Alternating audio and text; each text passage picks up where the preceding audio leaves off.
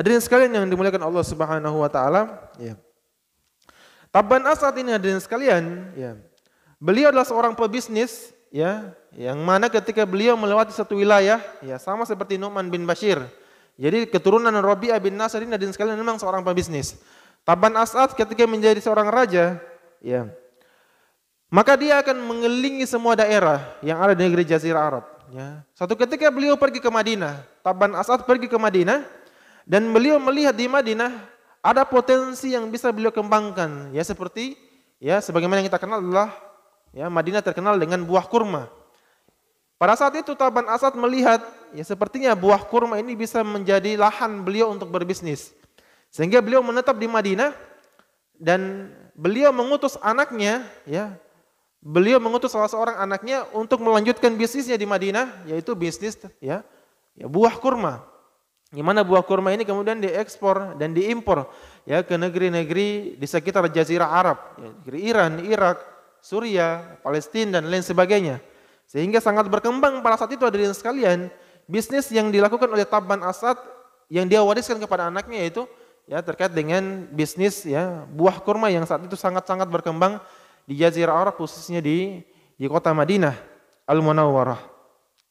Hingga suatu ketika hadirin sekalian, anak dari Tabban As'ad ini yang tadinya ditunjuk sebagai pewaris daripada, ya, yang mengembangkan bisnis kurma di negeri Madinah, di kota Madinah, suatu ketika beliau berselisih dengan penduduk Madinah. Entah apa yang terjadi, tiba-tiba berselisih antara anak dari Tabban As'ad ini dengan sebagian para penduduk di kota Madinah.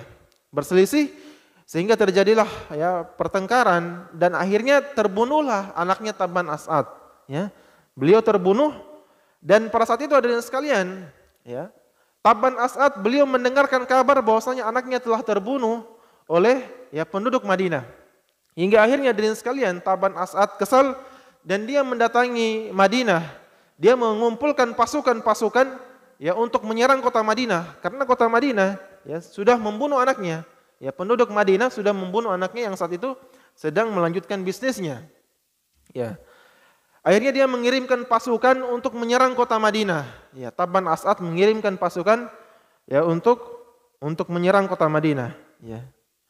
Hingga terjadilah peperangan hadirin sekalian antara Tabban As'ad dan penduduk kota Madinah. Uniknya hadirin sekalian, ketika terjadi peperangan antara, ya Tabban As'ad, ya pendukung Tabban As'ad, pasukan dari Tabban As'ad dengan Madinah, penduduk Madinah, ya. Penduduk Madinah sebagaimana yang kita ketahui hadirin sekalian memiliki akhlak yang begitu baik. Ketika peperangan, ya, di waktu siang mereka berperang, ya, berperang, saling memanah, ya, menombak, memukul dan membunuh. Tapi di malam hari hadirin sekalian, penduduk Madinah ini, ya, mereka berusaha untuk membantu dan mengobati, ya, para pasukan-pasukan Tabban As'ad yang terluka. Ya, meskipun diserang di siang hari, ya, tapi penduduk Madinah karena mereka memiliki akhlak yang baik, ya, akhirnya mereka membantu pasukan-pasukan Tabban As'ad. Tentu ini hadirin sekalian membuat Tabban As'ad merasa iba dengan mereka. Bagaimana mungkin mereka diserang, mereka dibunuh, ya mereka ditindas, tetapi di malam harinya mereka tetap berbuat baik kepada pasukan-pasukan Tabban As'ad yang saat itu menjadi lawan dari mereka. Ya, menjadi lawan dari mereka. Hingga akhirnya hadirin sekalian, Tabban As'ad pun merasa iba dengan mereka. Tetapi hadirin sekalian, meskipun demikian, ya 40 hari berperang melawan Madinah, Tabban As'ad sedikit pun tidak bisa menembus kota Madinah. Ya, Tabban As'ad sedikit pun tidak bisa menembus kota Madinah. Hingga datanglah hadirin sekalian dua orang pendeta Yahudi. Ya, datanglah dua orang pendeta Yahudi kepada Tabban As'ad yang saat itu sebagai raja yang diutus untuk menyerang kota Madinah. Ya, dua pendeta ini mengatakan kepada Tabban As'ad, wahai sang raja, ya, sudah 40 hari engkau menyerang kota Madinah, tetapi engkau tidak bisa menembus dan mengalahkan, Madinah dan tidak bisa menaklukkan Madinah. Ya, pendeta ini mengatakan kepada Tabban As'ad, ya, engkau tidak akan bisa menaklukkan kota Madinah karena kota ini telah dianugerahi oleh Allah Subhanahu wa taala. Akan datang nanti seorang nabi terakhir. Jadi orang-orang Yahudi itu hadirin sekalian, mereka sudah memahami akan ada seorang nabi yang datang di negeri ini, ya, yang dia akan diutus oleh Allah Subhanahu wa taala sebagai nabi terakhir. Ya, sebagai sebagai nabi terakhir. Hal ini hadirin sekalian, ya kita bisa lihat dalam Quran surah Al-A'raf ayat 157. Allah Subhanahu wa taala berfirman, ya, alladzina yattabi'una ar-rasulan nabiyyal ummiyal ladzi yakhzanuhu maktuban indahum. Artinya kurang lebih yaitu orang-orang yang mengikuti Rasul nabi yang ummi. Ya, ummi artinya tidak bisa baca tulis. Yang namanya mereka dapati tertulis dalam Taurat dan Injil. Jadi nama Nabi Muhammad SAW itu hadirin sekalian sudah tertulis di kitab Taurat dan kitab Injil. Makanya orang-orang Yahudi mereka sudah mempercayai dan meyakini bahwasanya nanti akan datang seorang nabi bernama Ahmad, bernama Muhammad, ya, sebagai nabi terakhir yang diutus oleh Allah Subhanahu wa taala. Ya. Dalam kitab Taurat dan Injil yang ada pada mereka, yang menyuruh mereka berbuat yang ma'ruf dan mencegah dari yang mungkar, dan yang menghalalkan segala yang baik bagi mereka dan mengharamkan segala yang buruk bagi mereka, dan membebaskan beban-beban dan belenggu-belenggu yang ada pada mereka. Adapun orang-orang yang beriman kepadanya, memuliakannya, menolongnya dan mengikutinya, cahaya yang terang yang diturunkan kepadanya Al-Quran, mereka itulah orang-orang yang beruntung. Jadi ini hadirin sekalian kurang lebih dalil dalam Al-Quran yang menjelaskan bahwasanya memang terkait dengan kabar kedatangan Nabi Muhammad SAW itu sudah dikabarkan pada kitab Taurat dan juga kitab Injil. Ya. Namun hadirin sekalian, tentu kita melihat sekarang banyak kitab-kitab daripada kitab Taurat maupun kitab Injil ya sudah banyak ya dilakukan perubahan-perubahan yang dimana perubahan itu sudah sejak dulu dilakukan tujuannya untuk menghilangkan kebenaran yang ada pada kitab Taurat dan kitab Injil tersebut, sehingga dirubah oleh sebagian orang ya untuk merusak kandungan dan makna yang ada pada kitab Taurat dan kitab Injil.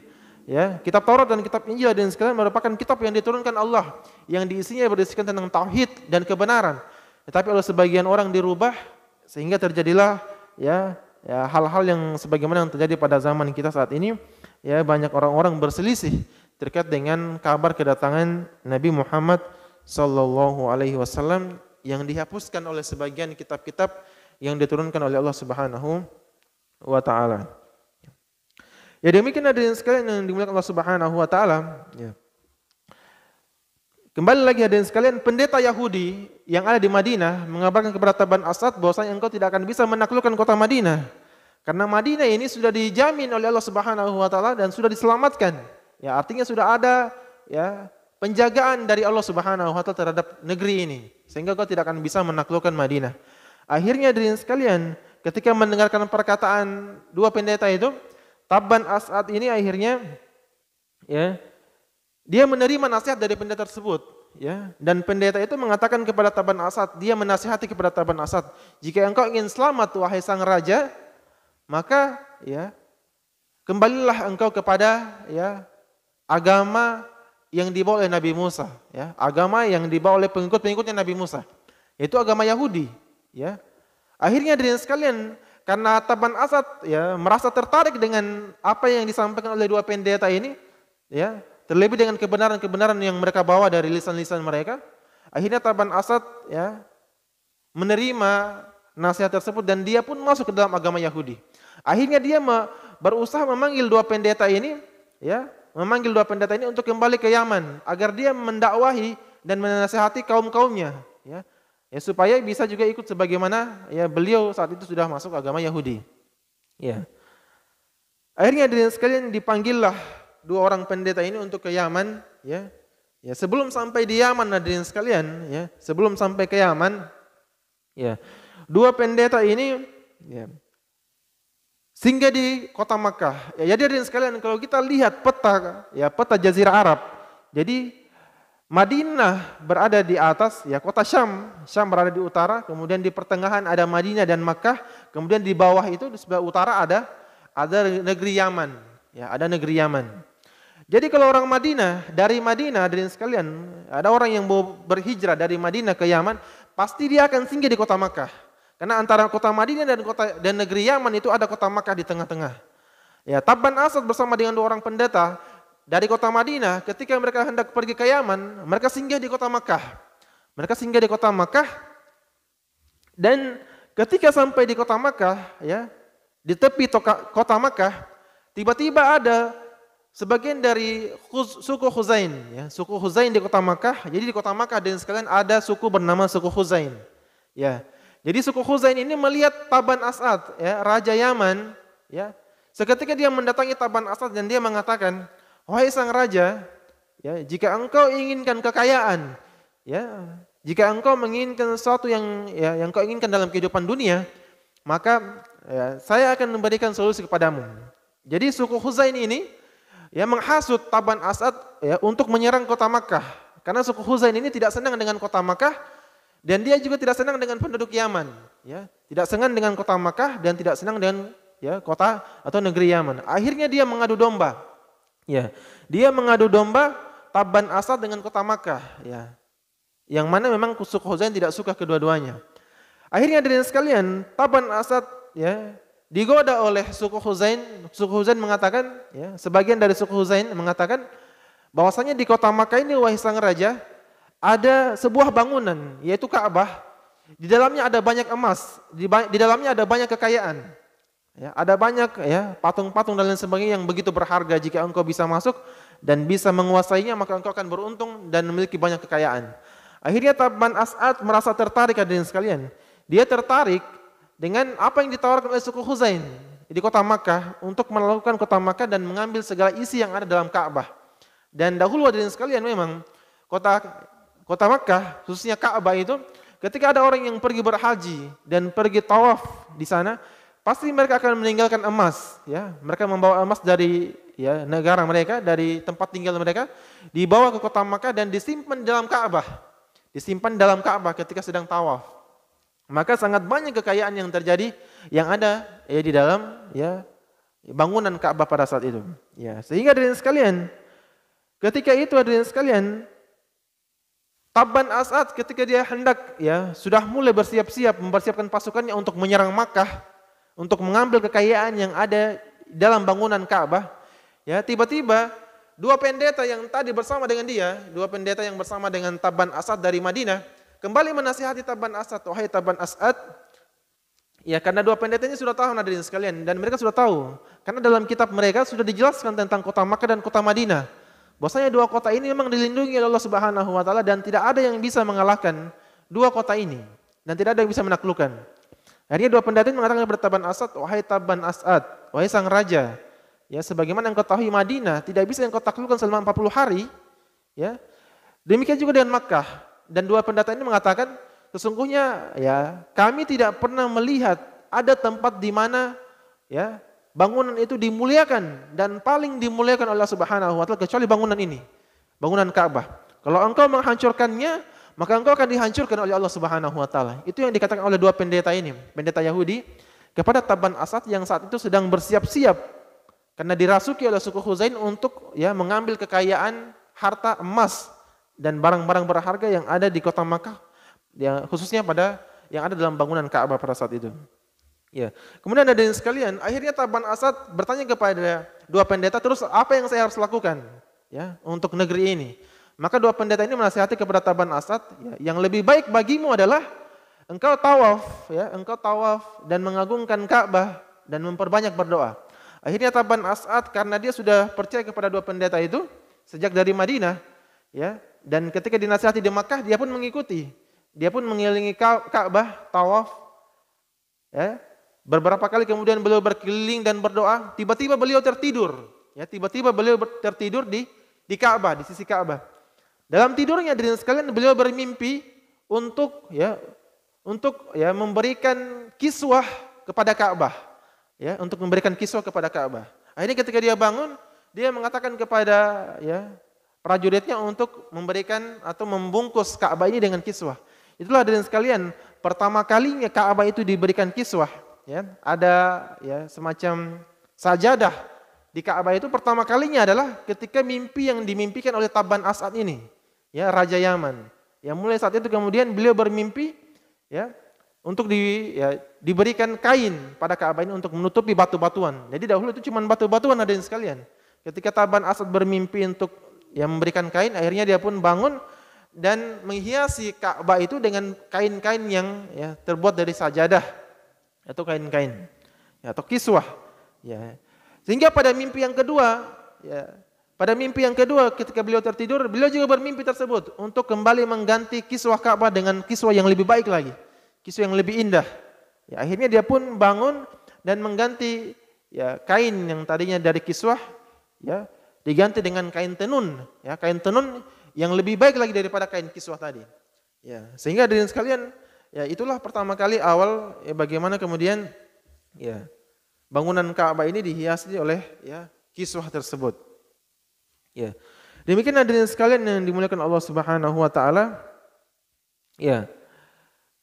Ketika hadirin sekalian ya Tabban As'ad ya bertemu dengan suku Khuzain tadi, ya, sehingga dia tidak jadi mengikuti apa yang dikatakan oleh suku Khuzain, ya.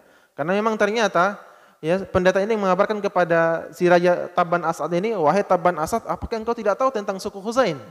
Ya. Tabban mengatakan, "Saya tidak tahu. Ada apa dengan mereka?" Kemudian dua pendeta ini mengatakan suku Khuzain yang sejak dulu memang tidak suka dengan kota Makkah. Ya, mereka sangat menginginkan Makkah ini hancur. Ya, demikian juga mereka tidak suka dengan penduduk Yaman. Ya, karena hadirin sekalian, sebagian daripada penduduk Makkah memang berasal dari Yaman. Sebagaimana kita pernah ceritakan kisahnya sebelumnya di zaman Nabi Ibrahim. Ya, ketika Ibrahim, ya anaknya Ismail menikah dengan ya anak kepala suku dari suku Jurhum, yang suku Jurhum ini mayoritas daripada ya penduduk Yaman yang kemudian hijrah ya ketika hendak pergi ke Syam karena bendungan mereka rusak, mereka singgah di kota Makkah dan mereka melihat kehidupan ya air Zam-Zam pertama kali ya ketika di situ adalah Ismail dan ya Siti Hajar yang sedang ya berusaha untuk mencari air, dan dari situlah kemudian awal pertama kali ya kota Makkah itu berkembang dan hidup di zaman tersebut. Ya hadirin sekalian yang dimuliakan Allah Subhanahu wa taala.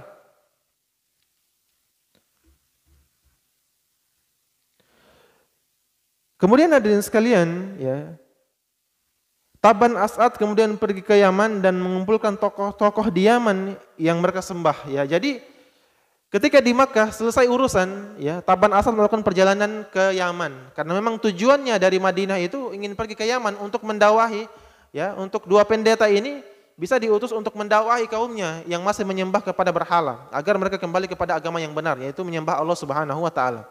Ya. Akhirnya hadirin sekalian, ya, sampailah kemudian Tabban As'ad dan dua orang pendeta ini di negeri Yaman, ya, di negeri Yaman bersama dengan pasukan-pasukan Tabban As'ad. Hingga Tabban As'ad mengumpulkan semua tokoh-tokoh masyarakat, ya, semua tokoh-tokoh masyarakat yang ada di negeri Yaman dikumpulkan semuanya. Pendeta-pendeta Yaman dikumpulkan oleh Tabban As'ad, ya, sehingga ya, Tabban As'ad menyampaikan kepada mereka agar mereka meninggalkan berhala dan agar mereka meninggalkan menyembah api. Jadi hadirin sekalian, ya, di negeri Yaman dahulu mereka ada dua yang mereka sembah. Yang pertama adalah mereka menyembah berhala, yang kedua mereka menyembah api, ya. Jadi hari pertama mereka menyembah berhala, besoknya mereka menyembah api. Besoknya mereka menyembah berhala, besoknya kembali beliau menyembah api. Jadi selang-seling antara menyembah berhala dan menyembah api. Ya, demikian hadirin sekalian, ya, apa yang dilakukan oleh ya, penduduk Yaman pada saat itu. Hingga suatu ketika terjadilah perselisihan karena penduduk Yaman tidak mau menerima saran dari rajanya untuk menyembah kepada Allah Subhanahu wa taala, ya, itu masuk agama Yahudi. Akhirnya terjadilah perselisihan, dan dahulu hadirin sekalian kalau terjadi perselisihan di negeri Yaman, maka ada satu adat yang mereka lakukan, yaitu ya memberdirikan dua orang yang berselisih itu di depan bangunan yang bangunan itu dalamnya terisi api, ya, dalamnya terisi api. Jadi api itu dijadikan sebagai tempat mereka menyembah, ya, meminta kepada api dan lain sebagainya. Ya, jadi kalau ada karena terjadi perselisihan, penduduk Yaman tidak mau beriman dengan apa yang dibawa oleh rajanya sendiri untuk menyembah kepada Allah. Akhirnya terjadilah perselisihan dan akhirnya Tabban As'ad ya membuat aturan, ya, memberdirikan dua orang yang berselisih. Jadi satu orang pendeta dari Madinah itu diberdirikan di hadapan pintu yang dalamnya ada api, dan juga satu orang dari pendeta Yaman yang juga tidak mau mengikuti agama yang dibawa oleh rajanya sendiri dari Madinah, diberdirikan dua orang ini. Jadi kalau salah satu di antaranya terbakar, berarti dia yang tidak boleh diikuti, dan yang selamat yang harus diikuti agamanya. Ya, ketika dihadapkan di depan bangunan yang diisi dengan api, hadirin sekalian, ternyata pendeta Yaman ini lari, ya, pendeta Yaman lari dan dia takut, Ya, akhirnya kembali lagi ya, dipanggil oleh Taban Asad untuk tetap berdiri di tempatnya. Karena ini untuk menentukan siapa yang benar. Kalau yang terbakar dia, berarti dia yang tidak benar. Kalau yang selamat dia, berarti agamanya lah yang benar. Akhirnya diberdirikan antara pendeta Madinah, ya, dua orang pendeta Yahudi Madinah dengan pendeta Yaman di depan pintu itu. Dan ternyata dengan sekalian yang terbakar adalah pendeta Yaman. Sehingga satu negeri Yaman pada saat itu semuanya beriman kepada agama Yahudi, ya, beriman kepada Allah Subhanahu wa taala. Disitulah kemudian hadirin sekalian awal pertama kali agama Yahudi ini, ya, agama Yahudi ini masuk di negeri Yaman, termasuk tersebar ke seluruh penjuru jazirah Arab. Ya, berawal daripada ya bagaimana seorang raja yang berusaha untuk menembuskan kota Madinah ternyata tidak bisa menembus kota Madinah, dan kota Makkah juga demikian, sampai dua orang pendeta Madinah yang sudah beragama Yahudi ini menyampaikan nasihat kepadanya untuk menyembah kepada Allah dan membawakan kabar-kabar kebenaran tentang nanti akan ada kedatangan Nabi Muhammad SAW di negeri ini.